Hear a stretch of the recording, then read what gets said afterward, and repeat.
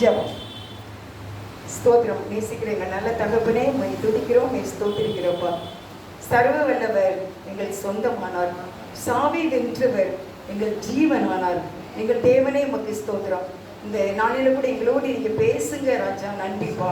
தாழ்த்தி அர்ப்பணிக்கிறோம். இயேசுவின் நாமத்தில் வேண்டிக் கொள்கின்றேன், ஜீவனுள்ள நல்ல பிதா. ஆமென்.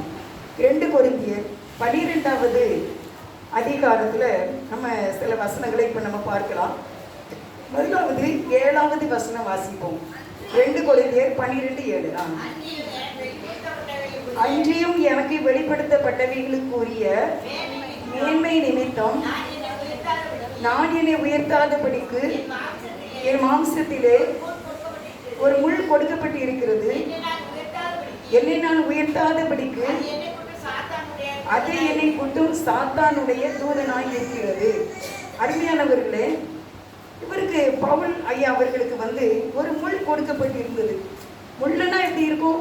அது குத்திக்கிட்டே இருக்கும். நம்ம சில சமயத்தில் காலில் ஒரு முள் இல்லை ஒரு சின்ன பீங்கா ஏதாவது குத்தி இருக்கும், பக்கத்துல எடுப்பாங்க. எடுத்த பிறகு நடந்து பாருங்க, அது இருக்கும். அப்புறம் பார்த்தா அது சட்டங்கான என்ன செய்யும், இருந்துக்கிட்டு தான் இருக்கும். அது கம்ப்ளீட்டாக எடுத்த பிறகு அந்த குத்துவாய் லேசாக வலிச்சாலும் நம்ம நடந்துருவோம். ஆனால் இவருக்கு அப்படி இல்லை. பவுலையா அவர்களுக்கு எவ்வரி டைம் அது குத்தி கொண்டே இருந்துச்சு அப்படின்னு சொல்லி எழுதியிருக்காங்க. அது என்னதுன்னு தெளிவாக ஆராய்ச்சியாளர்கள் சொல்லலை. சில பேர் என்ன சொல்றாங்க அப்படின்னா, கண்ணுல இருந்து தண்ணி எப்பவும் வடிச்சுக்கிட்டே இருக்கும் அப்படிங்காங்க. சில பேர் அவருக்கு அதிகமான வயிறு வலி இருந்திருக்கும், அல்சர் மாதிரி. அப்படி எல்லாரும் பல காரணங்கள் சொல்றாங்க. நமக்கு அது வேண்டாம். ஏதோ ஒண்ணுல அவர் ஆனால் கஷ்டப்பட்டிருக்காரு அப்படிங்கிறது நமக்கு தெரியுது. நம்மளுடைய வாழ்க்கையில கூட ஒருவேளை நம்மளை ஒரு முள்ளு குத்துற மாதிரி ஒரு காரியம் நமக்கு இருக்கலாம். நான் எப்பவுமே அது மனிதர்களாக எடுக்கவே மாட்டேன். எனக்கு ஆரம்பத்தில் இருந்தே அப்படிதான். ஏன்னா ஃபர்ஸ்ட் ஸ்டார்டிங்கில் நான் இயேசுபாவில் அப்படி நான் வரும்போதே என்னோட போராடின முதல் நபரே பிசாசு தான்.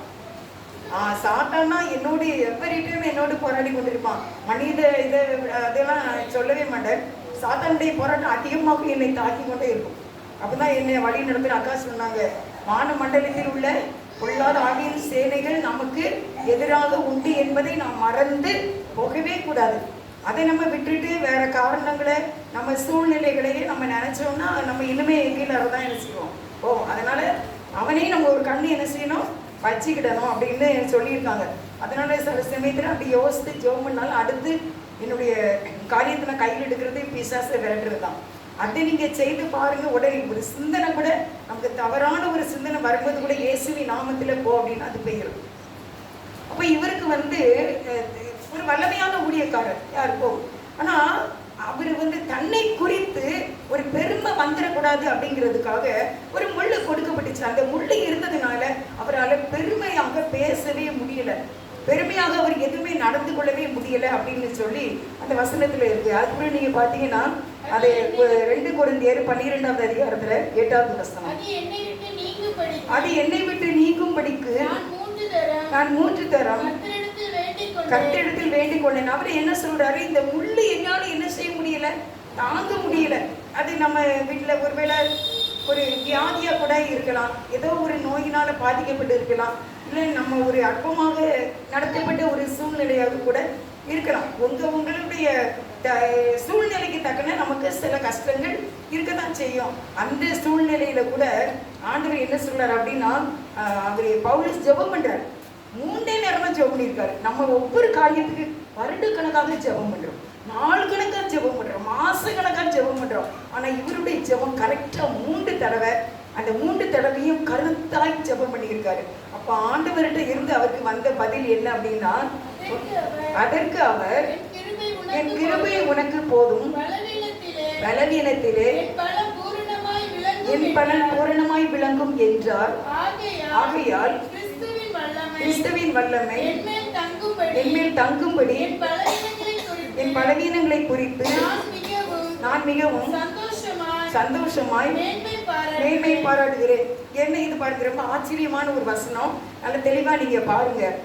ஆண்டவர்கிட்ட கேட்கிறாரு, இது என்னை விட்டு நீக்கும்படி எனக்கு கிருபை செய்யுங்க, எனக்கு உதவி செய்யுங்க, என்னால் தாங்க முடியல, இந்த முள்ளு எப்பவும் குத்திக்கிட்டே இருக்கு, நான் எவ்வளவு காலம் இதுல கஷ்டப்படுவேன், எவ்வளவு நாள் இதுல நான் இப்படி வேதனைப்படுவேன் அப்படின்னு சொல்லி அவர் கேட்கும்போது இயேசுவா சொன்ன பதில் என்ன அப்படின்னா, என் கிருபை உனக்கு போதும்,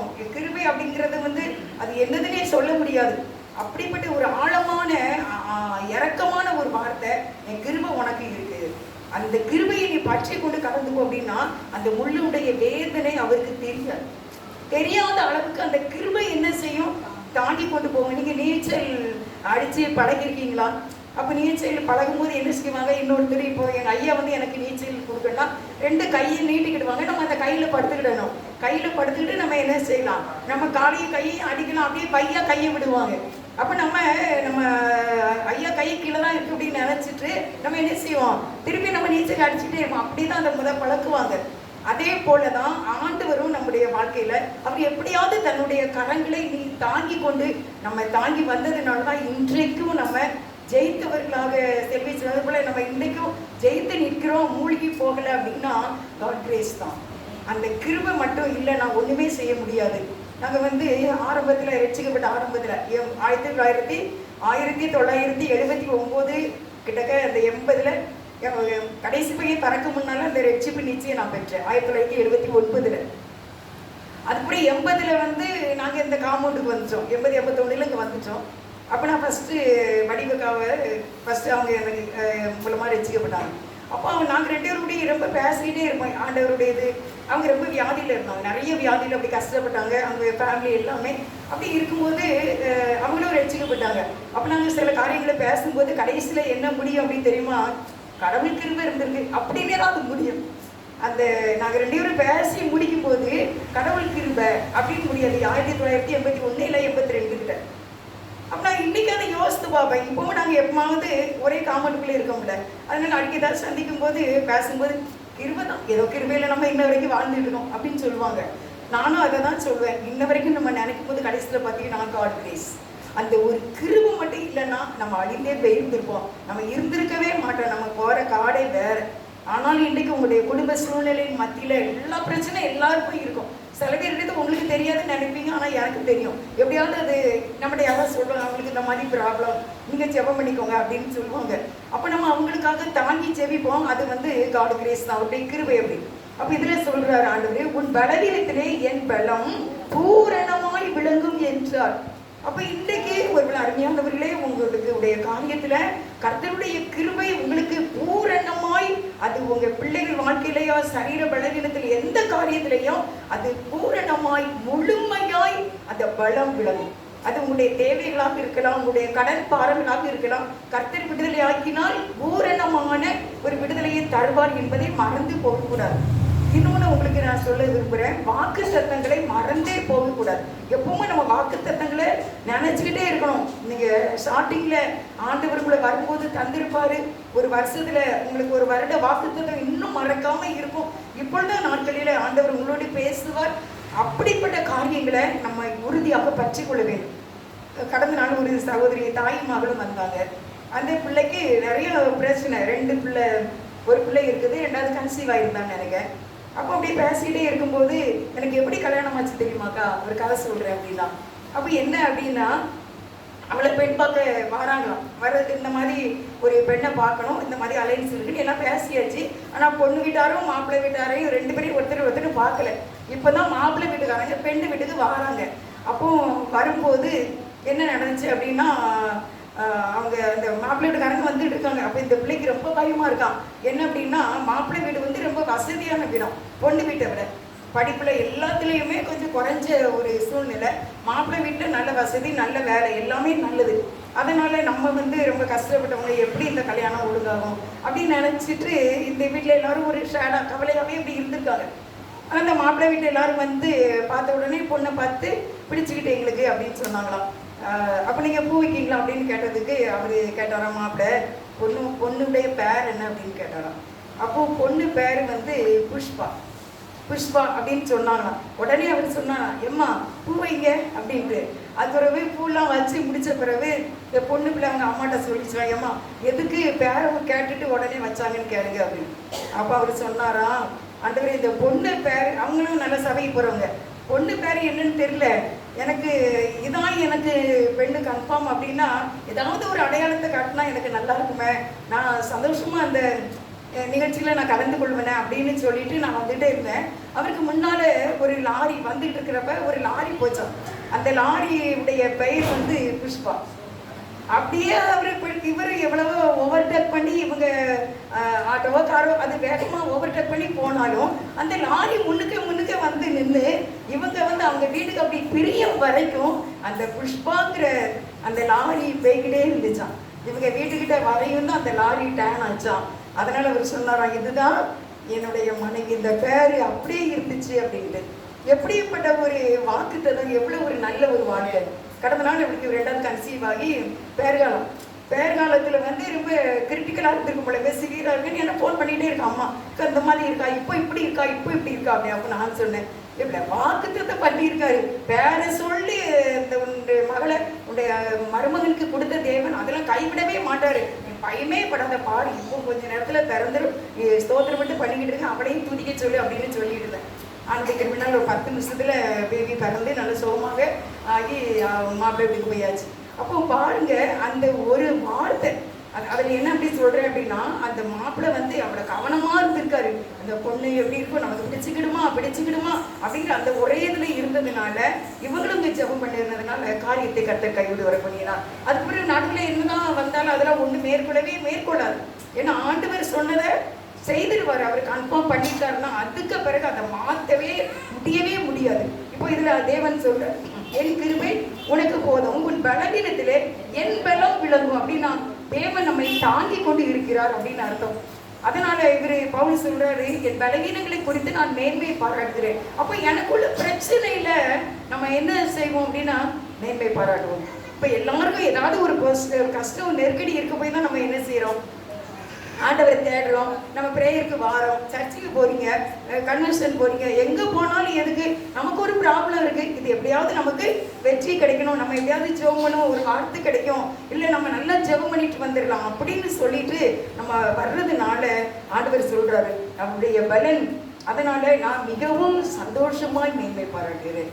அப்ப எனக்கு இருக்கிற இந்த நெருக்கடிக்காக நான் சந்தோஷமா மேன்மை பாராட்டுகிறேன். எதுக்கு அப்படின்னா பரலோக ராஜ்யத்திலிருந்து ஒரு சக்தி நமக்கு நேராக வந்து கொண்டே இருக்கின்றது. அதான் அந்த பலன்.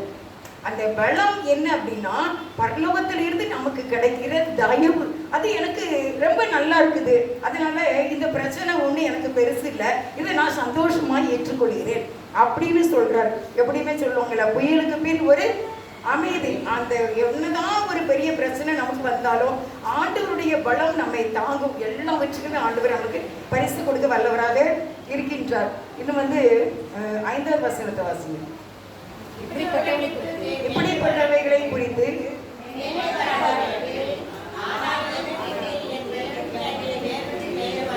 என்ன அப்படின்னா, இதுல 12வது அதிகாரம் முதல்ல இருந்து பாத்தீங்கன்னா, மேன்மை பாராட்டுகிறது எனக்கு தகுதி அல்லவே, ஆயிலும் கர்த்தர் அருளிய தரிசனங்களையும் வெளிப்படுத்தலையும் சொல்கிறேன். 2வது வசனத்துல, கிறிஸ்துவுக்குள்ளான ஒரு மனுஷனை அறிவேன், அவன் 14 வருஷத்திற்கு முன்னே 3ஆம் வானம் வரைக்கும் எடுக்கப்பட்டான். அவன் சரீரத்தில் இருந்தானோ சரீரத்துக்கு புறம்பே இருந்தானோ அதை அறியே தேவன் அறிவார். அந்த மனுஷன் பரதேசிக்கு எடுக்கப்பட்டு மனுஷர் பேசப்படாததும் வாக்கு கெட்டாததும் ஆகிய வார்த்தைகளை கேட்டான் என்று அறிந்திருக்கிறேன். இது வந்து என்ன அப்படின்னா, ஆவி மண்டலத்துக்கு வெளியே, சரீரத்தை விட்டு நம்முடைய ஆவி வந்து வெளியே போகுது. அது என்ன மண்டலம்? ஆவி மண்டலம். நீங்க உங்களுக்கு தெரியுமா, நம்ம பூமியினுடைய ஒரு குறிப்பிட்ட அளவு, இப்போ ஒரு பந்தை தூக்கி மேலே போடும்போது அது கீழே வந்துடுது. எதுக்குன்னா கீழே இருந்து புவியீர்ப்பு விசை அது வந்து இழுத்துரும். ஆனா அதுக்கு மேலாகவும் ஒரு மண்டலம் இருக்கு. அந்த மண்டலத்துல மனுஷன் என்ன செய்யலாம், நடக்கலாம், நிற்கலாம். நிறைய ஹெலிகாப்டர் அந்த மாதிரிலாம் அந்த ஆவி மண்டலத்தில் அதில் வந்து அப்படியே சும்மா என்ன செய்தாமா அப்படியே கிடக்காம மிதந்து நிறைய 100கணக்கான ஹெலிகாப்டர்ஸ் வந்து அதில் மேலே கிடக்குது அப்படின்னு சொல்றாங்க.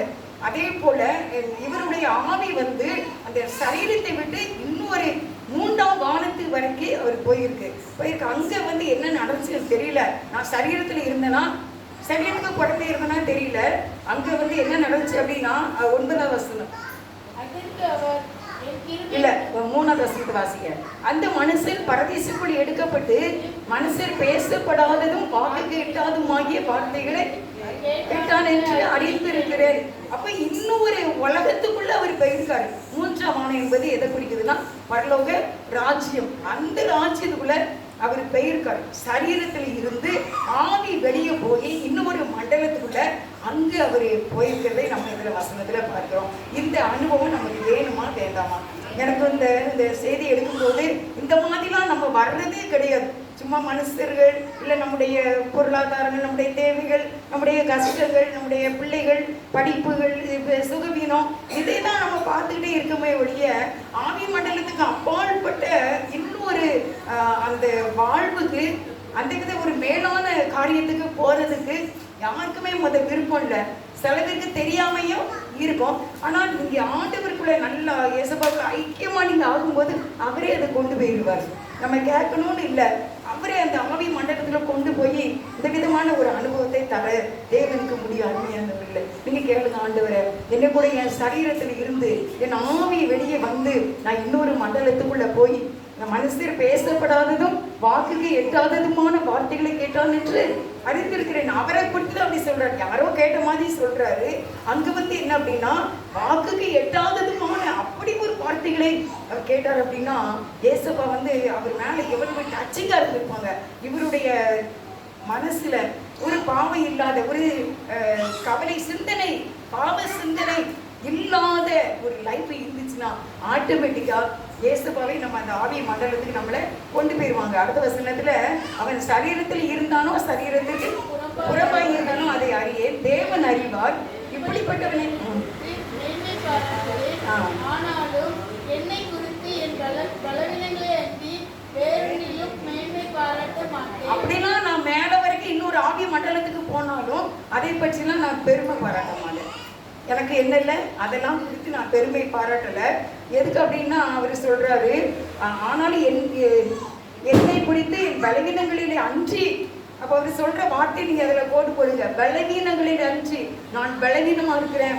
நான் இன்னைக்கு கொஞ்சம் ஒரு பொய் சொல்லிட்டேன், இன்னைக்கு ஒரு வார்த்தையை நான் கூட பேசிட்டேன், இன்னைக்கு நான் இப்படி ஒரு தவறை பண்ணிட்டேன், இன்னைக்கு நான் எதிர்த்து பேசிட்டேன். இன்னும் அது ஒருவேளை உங்களுடைய கணவராக இருக்கலாம், இல்லை யாரையோ ஒருத்தரை கூட நம்ம காடா நம்ம பேசியிருக்கலாம், ஏதோ ஒன்று நம்ம சந்திக்கிறோம் பண்ணியிருக்கலாம், தப்பு பண்ணியிருக்கலாம்.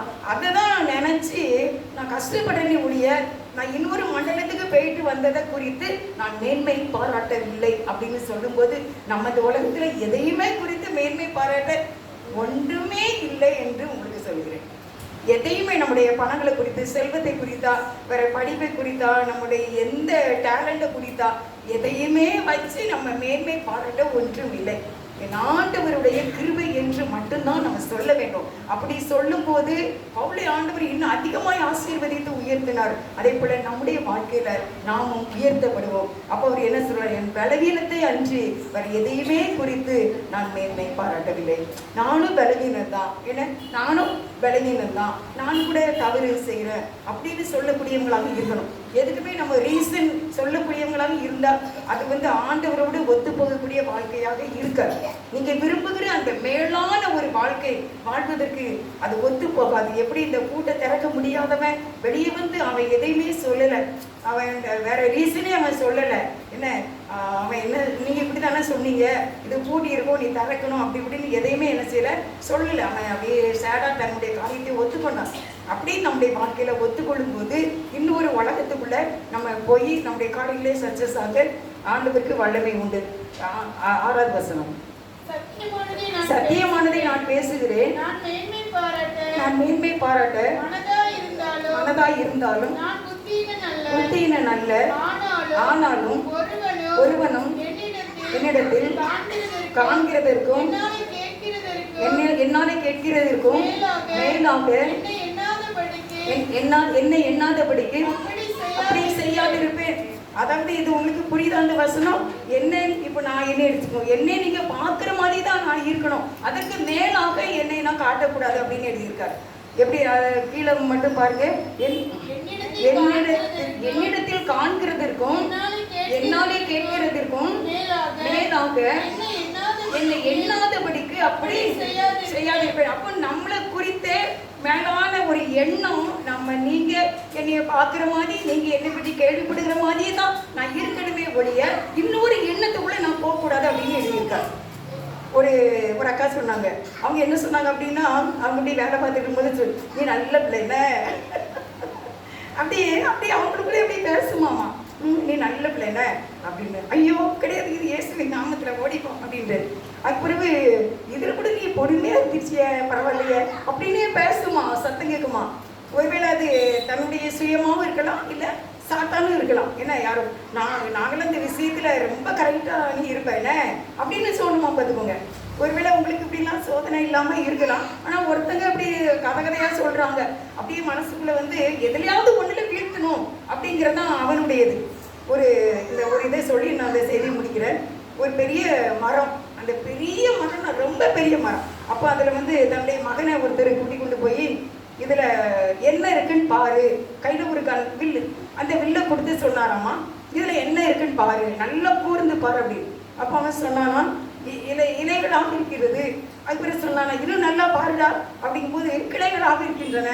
இன்னும் நல்லா பாரு, நல்ல அழகான பூக்கள் இருக்கின்றன அப்படின்னானா. இன்னுமே நல்லா பாரு அப்படின்னு சொல்லும்போது அங்காங்கே சிறு சிறு காய்கள் இருக்கின்றன. இன்னும் நல்லா பாரு, சிலவைகள் பழுத்து இருக்கின்றன, அது எல்லோ கலர்ல நல்லா பழுத்து இருக்குது அப்படின்னா சொன்னானா பையன். அப்போ சொன்னானா, இன்னுமே கூர்ந்து பாரு, அவன் கையில என்ன இருக்கு, கையில வந்து என்ன இருக்கு, வில்லு இருக்கு, அம்பு. அப்போ கையில என்ன இருக்கு, அம்பு இருக்கு, அப்படி என்ன இருக்குது மரத்துல அப்படின்னு சொல்லி திருப்பி கேட்டாராமா. அது கூட கடைசியில் சொன்னானா, ஒரு சின்ன குருவி இருக்கு அப்படின்னா. அப்போ இவ்வளத்தையும் பார்த்து தான் சொன்னானே ஒழிய, அந்த ஒரு குருவி கையில் இருக்கு, நம்முடைய லட்சியம் என்னன்னா குருவி அடிக்கிறதா. அதுக்கு தான் டேடி கூட்டு வந்திருக்காங்க. அது தெரியாம மற்ற சூழ்நிலைகளையே அவன் பார்த்ததாக அந்த கதையில எழுதியிருக்குது. இப்போ இன்றைக்கும் நம்முடைய லட்சியம் என்ன? நம்முடைய லட்சியம் ஜெபத்தை விட்டு விடாதீர்கள், கூடிவர் ஐக்கியத்தை விட்டு விடாதீர்கள், வேத வாசிப்பை விட்டு விடாதீர்கள், எதையும் குறித்து மேன்மை பாராட்டாதீர்கள், அவருடைய கிருபை குறித்து மட்டும் மேன்மை பாராட்டுங்கள். ஆவி மண்டலத்துக்கு வெளியே போய் ஆண்டவரோடு ஐக்கியப்படணும்னு நினைக்கிறோம். நம்முடைய பலவீனங்களை குறித்து தான் நம்ம மேன்மை பாராட்டணும். நம்முடைய டேலண்டையும் மற்ற எதையும் குறித்து மேன்மை பாராட்டக்கூடாது. எதையெல்லாம் விட்டுவிட வேண்டும், எதையெல்லாம் விட்டுவிடக்கூடாது அப்படின்னு சொல்லி நம்ம கருத்தாகி போகும்போது தேவனாகி கர்த்தர் நம்மை கண்டிப்பாக என்ன செய்வார், ஆசீர்வதிப்பார். இப்போ இதில் சொல்றாரு, கடைசியில் இதை சொல்லி முடிக்கிறேன். 12வது அதிகாரத்தில் 2 கொரிந்தியர் 12:8, அது என்னை விட்டு நீங்கும்படிக்கு 3 தரம் வேண்டிக் கொண்டேன். 9, அதற்கு அவர், என் கிருபை உனக்கு போதும், பலவீனத்திலே என் பலன் பூரணமாய் விளங்கும் என்றார். அப்போ ஆண்டவர் இன்னைக்கு சொல்றாரு, உங்களுடைய எல்லா பிரச்சனைக்கும் பதில் அவருடைய கிருபை, அவருடைய கிருபை போதும். சரியா? இதே நீங்க மடி நிறையாவோ நெஞ்சு நிறையாவோ கொண்டுகிட்டு போங்க. எனக்கு என்ன இருக்கு, காட் கிரேஸ் இருக்கு, ஆமா எனக்கு இருக்கு, என் கணவனுக்கு இருக்கு, என் பிள்ளைங்களுக்கு இருக்கு, எங்களுக்கு இருக்கு. அவருடைய கிருபை இருக்கிறதுனால நாங்க ஒரு நாள் என்ன செய்ய மாட்டோம், அசைக்கப்பட மாட்டோம். எங்களுடைய எல்லா பலவீனத்திலையும், அது வியாதியா இருக்கட்டும், பண கஷ்டமா இருக்கட்டும், எல்லாவற்றிலையும் அப்படி கிருபை நம்மை கண்டிப்பா தாங்கி நம்மை வழி நடத்த ஆண்டவர் வல்லமையுள்ளவராக இருக்கிறார். அதனால கர்த்தருக்கு ஸ்தோத்திரம். God bless you. தேவன் உங்களை ஆசீர்வதிப்பார்.